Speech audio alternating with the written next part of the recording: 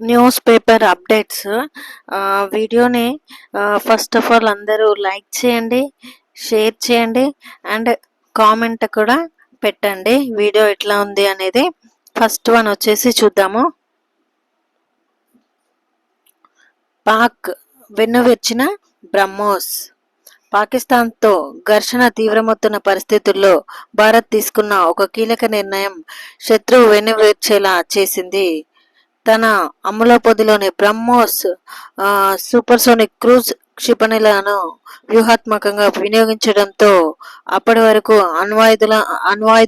అణ్వాయుధాలన్నింటి ప్రగల్భాలు పలికిన దాయాది దేశం వెన్నులో వణుకు పుట్టింది.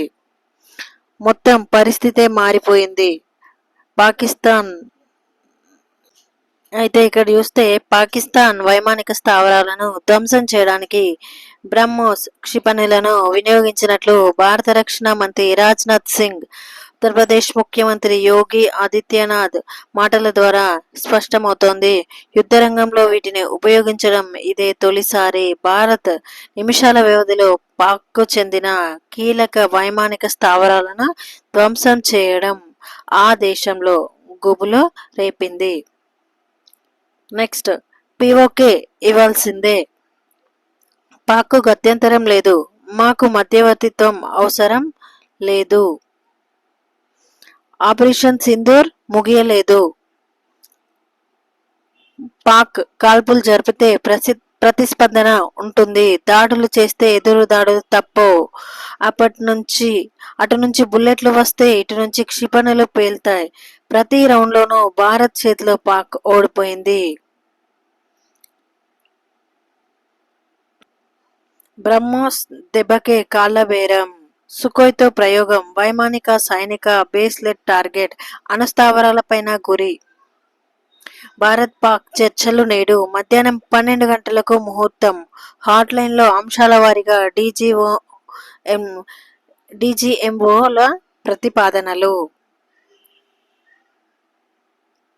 నెక్స్ట్, హైదరాబాద్ మెట్రోకు అరుదైన గౌరవం. పరిశోధనా పత్రం ప్రచురించిన హార్వర్డ్ యూనివర్సిటీ ప్రపంచంలోనే అతిపెద్ద పీపీపీ మెట్రోగా గుర్తింపు. హెచ్ఎంఆర్ విజయాలను కేస్ స్టడీగా తీసుకున్న వైనం. నెక్స్ట్, ప్రతిష్టాత్మక 72వ మిస్ వరల్డ్ 2025 పోటీలు హైదరాబాద్ వేదికగా మే 10, 2025న ప్రారంభం అయ్యాయి. కిరీటం దక్కించుకునేందుకు ప్రపంచవ్యాప్తంగా 110 దేశాలకు చెందిన సుందరీమణులు ఈ పోటీలో పాల్గొననున్నారు. భారతదేశం తరపున మిస్ ఇండియా నందిని గుప్తా ప్రాతినిధ్యం వహిస్తున్నారు. తెలుగు రాష్ట్రాల చరిత్రలో ఈ పోటీలు నిర్వహించడం ఇదే తొలిసారి.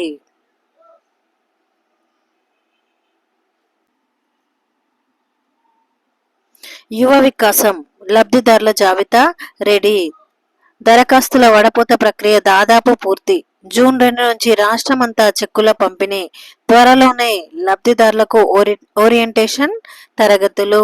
లక్షలాది మంది నిరుద్యోగ యువతకు స్వయం ఉపాధి కల్పించడమే ప్రభుత్వం ప్రతిష్టాత్మకంగా ప్రకటించిన రాజీవ్ యువ వికాసం పథకం అతి త్వరలోనే ప్రారంభం కానుంది. దాదాపు 16 లక్షలు దాటి వచ్చిన దరఖాస్తుల వడపోత ప్రక్రియ దాదాపు పూర్తయింది.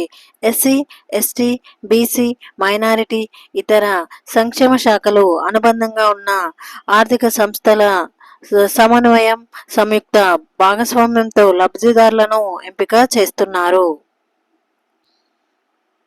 సిబిల్ స్కోర్ లేకపోతే లోన్ రానట్టే. రాజీవ్ యువ వికాసం దరఖాస్తులకు షాక్.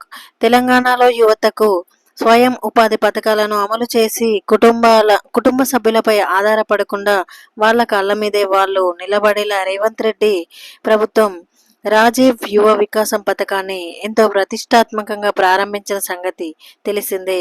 50,000 రూపాయల నుంచి 5 లక్షల వరకు నిరుద్యోగ యువకులకు రుణాలు అందజేసి వారిని ప్రయోజకులుగా చేయాలని భావించింది.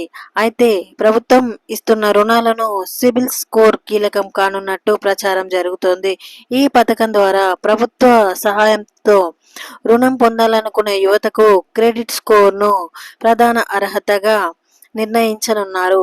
దరఖాస్తుల సిబిల్ స్కోర్ తక్కువగా ఉంటే, గతంలో వ్యవసాయ, గృహ, వ్యక్తిగత రుణాలు తీసుకొని సకాలంలో చెల్లించకపోయినా ఎన్పిఏ అయిన వారి దరఖాస్తులను బ్యాంకులు తిరస్కరించే అవకాశం ఉందని అధికారులు చెబుతున్నారు. రాజీవ్ యువ వికాసంలో సిబిల్ స్కోర్ కీలకం కావడంతో రుణాలు పొందేందుకు దరఖాస్తు చేసుకున్న యువత లబోదిబోమంటున్నారు.